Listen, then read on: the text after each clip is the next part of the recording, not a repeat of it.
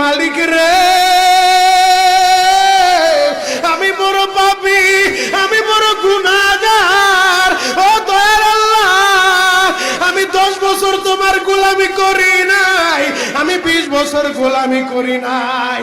আল্লাহ, আজকে মনিরুল ইসলাম শরীয়তপুরী আমার ভাই শুনে গেছে, তোমারে বন্ধু বানাইলে ওই জান্নাত পাওয়া যাবে। মালিক রে,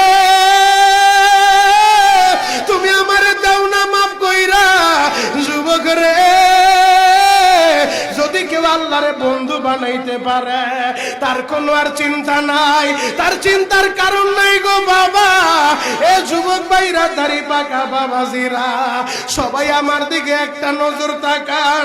এই যে দেখেন, আমি হাতের ভিতরে আহারের টিস্যু দিয়া কাফনের মতো একটা দৃশ্য বানায় ফেললাম। এমন একটা কাপড় আপনার শরীরে একদিন